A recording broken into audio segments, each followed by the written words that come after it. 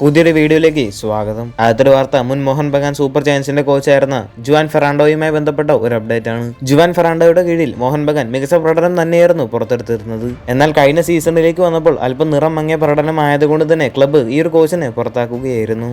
Mohan Bagan club വിട്ടതിന് ശേഷം Juan ഫെറാൻഡോയെ ടീമിലേക്ക് എത്തിച്ചിരുന്നത് എഇകെ ലർണാക്ക എന്ന ക്ലബ്ബായിരുന്നു. എന്നാൽ ആ ഒരു ക്ലബ്ബ് ജുവാൻ ഫെറാൻഡോയുടെ കീഴിൽ അത്ര മികച്ച പ്രകടനമൊന്നുമല്ലായിരുന്നു പുറത്തെടുത്തിരുന്നത്. ക്ലബ്ബ് നിരാശ പ്രകടനം പുറത്തെടുത്തത് കൊണ്ട് തന്നെ എഇകെ ലർണാക്ക എന്ന ഒരു ക്ലബ്ബ് ജുവാൻ ഫെറാൻഡോയെ പുറത്താക്കുകയായിരുന്നു.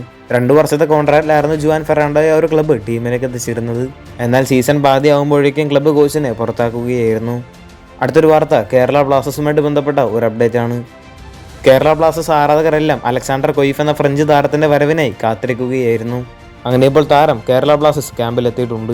കേരള ബ്ലാസ്റ്റേഴ്സ് തന്നെ ഇപ്പോൾ ഈ ഒരു കാര്യം ഒഫീഷ്യലായിട്ട് അറിയിച്ചിട്ടുണ്ട്. ഇനി ഒരുപക്ഷെ ക്വാർട്ടർ ഫൈനൽ മത്സരത്തിലൊക്കെ അലക്സാണ്ടർ കൊയ്ഫ് കേരള ബ്ലാസ്റ്റേഴ്സിന് വേണ്ടി കളിക്കാൻ ചാൻസ് ഉണ്ട്. ഇന്നലത്തെ കേരള ബ്ലാസ്റ്റേഴ്സിന്റെ CASFനെതിരെയുള്ള മത്സരം കാണാനായിട്ട് താരം എത്തിയിട്ടുണ്ടായിരുന്നു. എന്നിരുന്നാലും ഇനി അലക്സാണ്ടർ കൊയ്ഫിനെ കേരള ബ്ലാസ്റ്റേഴ്സിന്റെ ഒരു മഞ്ഞ ജേഴ്സിയിൽ നമുക്ക് ഉടനെ തന്നെ കാണാൻ സാധിക്കും. മറ്റൊരു കാര്യം, കേരള ബ്ലാസ്റ്റേഴ്സിന്റെ താരമായിട്ടുള്ള നോവ സദാവി ചില കാര്യങ്ങളൊക്കെ പറഞ്ഞിരുന്നു. ഞങ്ങൾക്ക് ഇത്രയും മികച്ചൊരു തുടക്കം ലഭിക്കാൻ സാധിച്ചത് ഒരു അനുഗ്രഹം തന്നെയാണ്. ക്ലബിൻ്റെ ഈ ഒരു വിജയത്തിൽ എനിക്ക് ഭാഗമാവാൻ സാധിച്ചതിൽ എനിക്ക് സന്തോഷമുണ്ട്. ഞങ്ങൾ ഇനിയും ഇതുപോലെ മുന്നോട്ട് പോകുമെന്നും കഴിഞ്ഞ മത്സരത്തിൽ ഞങ്ങൾക്ക് ഒരുപാട് അവസരങ്ങൾ ഉണ്ടാക്കിയെടുക്കാൻ സാധിച്ചുവെന്നും നോവ കൂട്ടിച്ചേർത്തു. കോച്ച് പറയുന്നത് പോലെയാണ് ഞങ്ങളെല്ലാം പ്രവർത്തിക്കുന്നത്.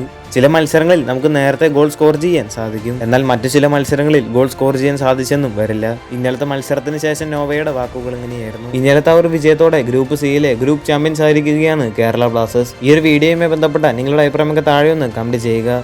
കൂടുതൽ ISLുമായിട്ടും കേരള ബ്ലാസ്റ്റേഴ്സുമായിട്ട് ബന്ധപ്പെട്ട വാർത്തകൾക്ക് അറിഞ്ഞായിട്ട് ചാനൽ സബ്സ്ക്രൈബ് ചെയ്യുക.